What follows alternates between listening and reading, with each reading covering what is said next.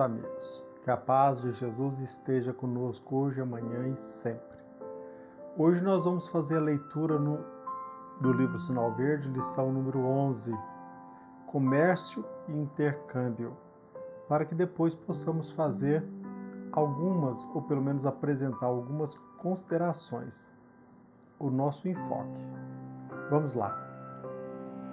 Comércio e intercâmbio. O comércio é também uma escola de fraternidade. Realmente, carecemos da atenção do vendedor, mas o vendedor espera de nós a mesma atitude.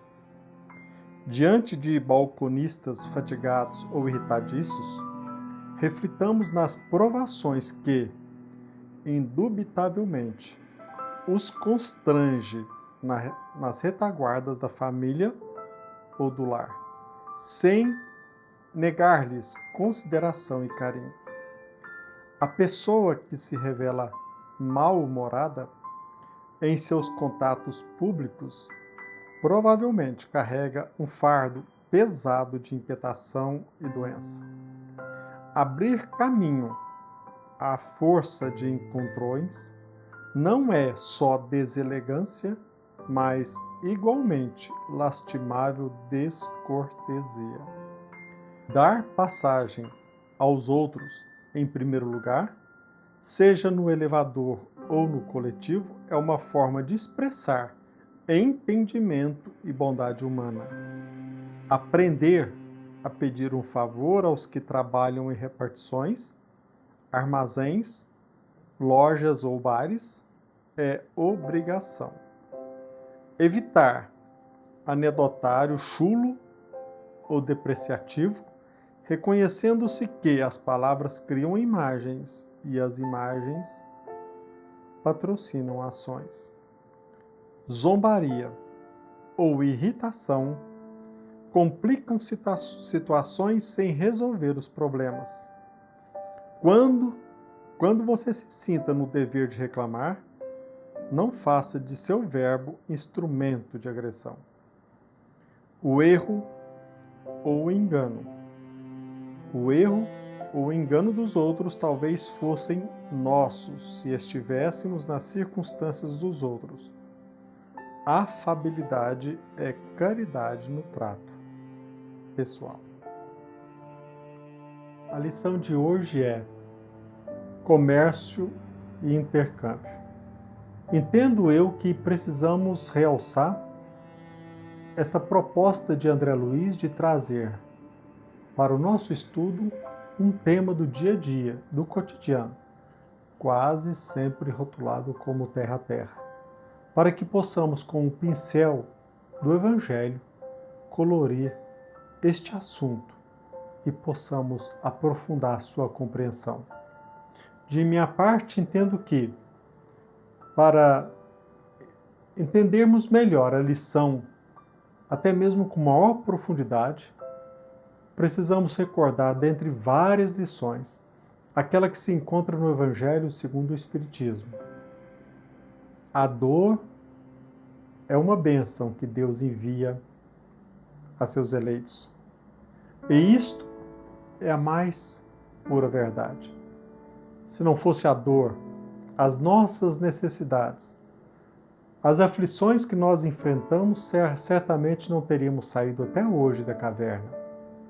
Se não fossem, meus irmãos, as nossas necessidades básicas, que nos levam à busca da própria manutenção, à sobrevivência, até mesmo da procriação, se não fossem essas necessidades, entendo eu que até hoje não teríamos saído da caverna.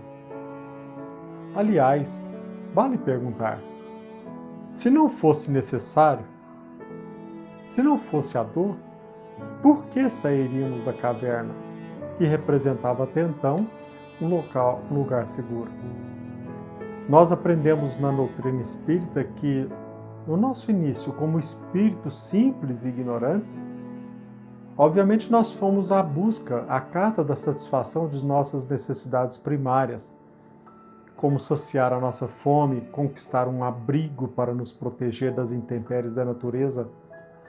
E como não poderia deixar de ser, a pulsão sexual nos levou à busca do acasalamento para matar a nossa sede sexual. Aliás, eu penso também que se não fosse a atração sexual, se não fosse ela tão forte, talvez o homem não se acasalaria e estaríamos fugindo até hoje de qualquer contato social. A bem da verdade, creio que não estaríamos aqui, pelo menos não nestas condições.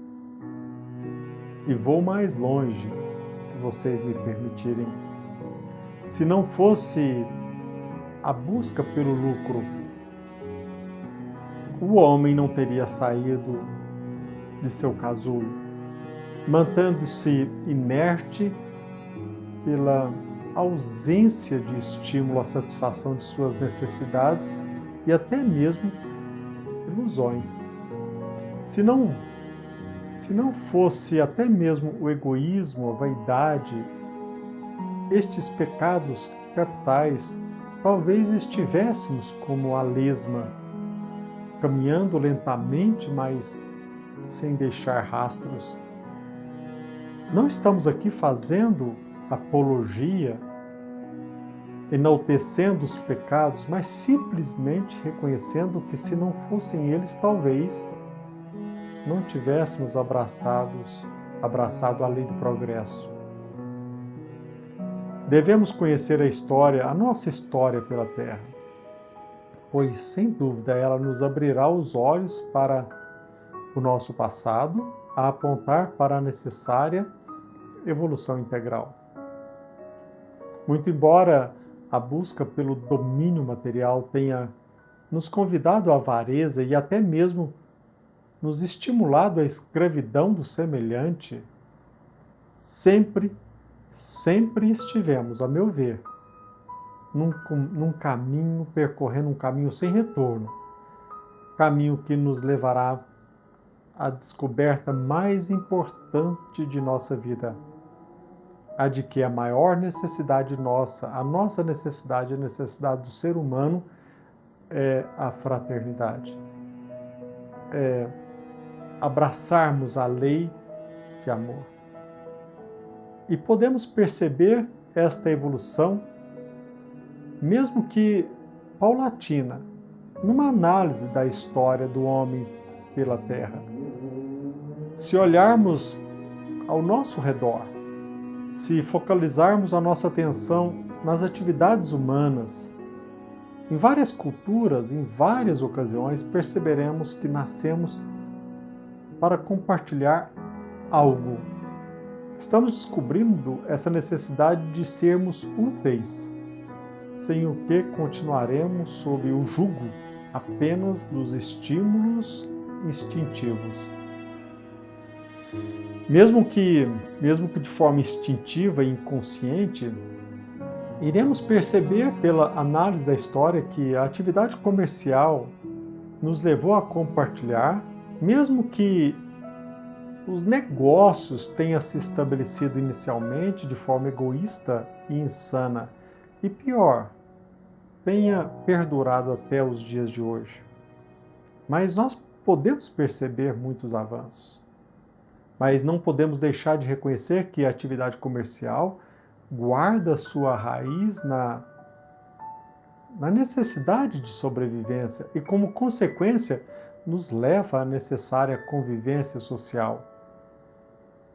Primeiro pelo sistema de troca, depois pela conquista da moeda, em que o crédito hoje é a maior garantia no contato social.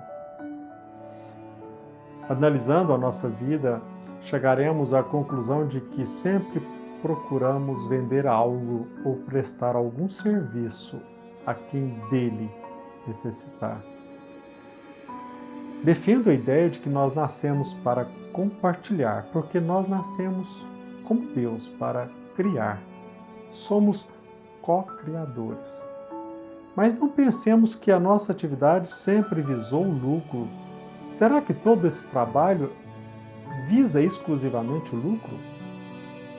É certo que muitos pensem assim. Contudo, iremos reconhecer que paulatinamente, até mesmo o ato egoísta nos encaminha à lei do progresso, ao endereço correto, à fraternidade, como meta, como conquista individual de todos nós a refletir na sociedade. A atividade comercial nos leva até mesmo a sorrir quando estamos tristes, independentemente do fato de que sejamos cristãos ou não. Mas a gente percebe que na atividade comercial o sorriso contagia e favorece a venda do nosso produto. O comércio nos leva a perseguir a confiança e conquistar a confiança do nosso semelhante, para que ele possa adquirir a mercadoria ou contratar a prestação de serviço. O bom comerciante geralmente é tolerante. Ele foge de qualquer barreira, mas não só alfandegária.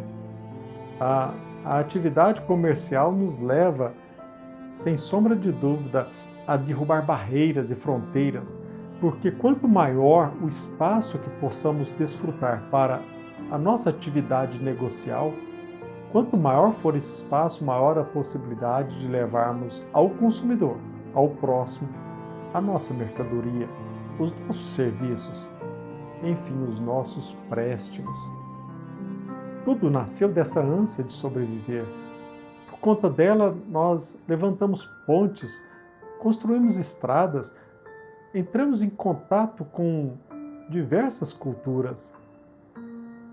E não podemos desconsiderar a Revolução Industrial. De certa forma, ela favoreceu o aumento da produção em menor tempo, encurtou as distâncias, como hoje a tecnologia nos favorece a aproximação. Apesar de distantes fisicamente, estamos muito próximos um do outro. Muito embora estejamos em pontos muito distantes fisicamente, nós podemos manter um contato ao vivo com o nosso irmão em qualquer ponto do planeta. O intercâmbio, por sua vez, nos levou à correspondência mútua, não só entre as pessoas, como também entre nações. O intercâmbio nos liga a diversas pessoas e conhecemos a mais pura e verdadeira atividade comercial. Nós iremos descobri-la somente num estado em que se adote a república democrática, porque somente nela não existe o protecionismo estatal, prevalece a livre concorrência e o fomento, o estímulo à iniciativa privada. Somente numa sociedade democrática verdadeira é que nós encontraremos subsídios e estímulos para que possamos levar para o próximo, para o ambiente em que nós vivemos, aquilo que nós temos de melhor.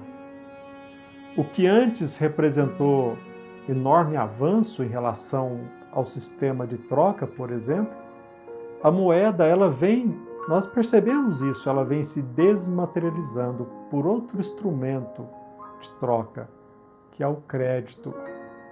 O crédito nos favorece a entrar em contato e manter e celebrar negócios, não só entre pessoas, mas até mesmo entre estados. O crédito, a confiança no trabalho sério do outro.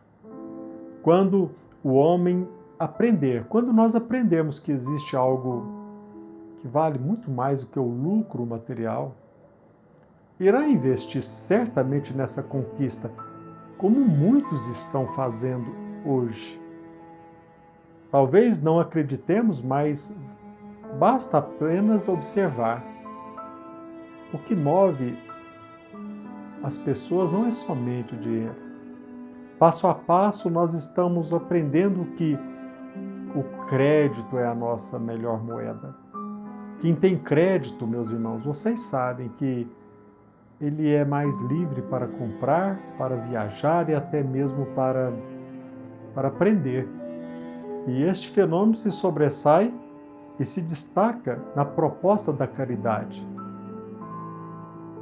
O crédito tem tudo a ver com a caridade, porque a partir do momento em que nós fazemos algo em prol do bem comum, para beneficiar o outro, não somente a nós vamos adquirindo o crédito social em torno de uma atividade em prol do bem coletivo. Indubitavelmente, iremos aprender e estamos aprendendo que o dinheiro não é tudo. E neste momento nasce em mim o desejo e a vontade incontida de enaltecer a caridade. Iremos perceber que com a caridade nós poderemos viajar não somente pela Terra, como pelo universo. Ao contrário, o descrédito nos impede de locomover. É obstáculo à negociação. E podemos ainda perceber que o descrédito, compreendido aqui como hábitos viciosos, atitudes desonestas, ações agressivas, postura rebelde. Estes vícios nos afastam do convívio não só social, como espiritual, daqueles que são pacíficos, que são humildes, que são homens honestos e íntegros, que desenvolvem a sua atividade não somente em benefício de si mesmo, mas em benefício de todos. Precisamos, sim, nos proteger dos perigos e ameaças de nossa própria insensatez. Mas nós não podemos esquecer de abrir os nossos olhos para uma realidade muito mais abrangente, cuja realidade os nossos olhos ainda não têm condições plenas de perceber. Precisamos, sim, nos proteger dos perigos e ameaças da nossa própria insensatez. Precisamos perceber que o crédito bancário é importante, sim. No entanto, a caridade, a beneficência, o amor ao próximo são passaportes para a verdadeira felicidade, para o bem-estar social. E a caridade é nada mais, nada menos do que compartilhar algo sem qualquer interesse egoísta. É ser representante de Deus na Terra. Não que o nosso Pai, o nosso Criador, dependa da nossa atividade, mas como filhos, nós precisamos conhecer e compreender a vontade do nosso Criador. Necessitamos aprender urgentemente que várias atividades, comerciais ou não, nos confere crédito na relação social, como abrir caminho na vida pública. Abrir caminhos, como diz André Luiz, sem empurrões. A cortesia no trato público, o hábito de rogar um favor sem depreciar o semelhante, a postura digna de reclamar sem humilhar. Penso que os nossos interesses pessoais nos levaram à condição atual, em que ainda procuramos nos proteger de algo exterior, como antes atuávamos diante das intempéries naturais. Mas hoje, se queremos de fato nos proteger, tenhamos fé em Deus. Através de nossas boas ações, conquistaremos cada vez mais créditos materiais, créditos espirituais. Mais dia ou menos dia, meus irmãos, tenho a certeza de que descobriremos que o nosso maior lucro é a elegância de sermos dignos, respeitosos e, de fato, perceberemos que somente assim se é possível dignificar a pessoa humana e viver de forma pacífica e harmônica com todos os nossos irmãos, com todos os semelhantes. De certa forma, estamos descobrindo que o cristão é sim um comerciante. pois ele percebe a necessidade de vender e compartilhar a mensagem de Jesus Cristo. Mas não pense que, quando nos referimos a vender, o objetivo seja o lucro. Este conceito tão depreciado aqui na Terra. Nós iremos perceber que não existe preço ou lucro maior do que a felicidade por conta da consciência tranquila. Quando trabalhamos em prol do próximo, estamos trabalhando para nós mesmos, e não existe vantagem maior do que essa. Sem sombra de dúvida, para finalizar, urge destacar que da escravidão estamos indo ao encontro de nossa própria libertação. Sem dúvida, da concorrência chegaremos à caridade, condição indispensável para a pacificação social. Nós precisamos a cada dia nos libertar dos nossos enganos, dos nossos equívocos.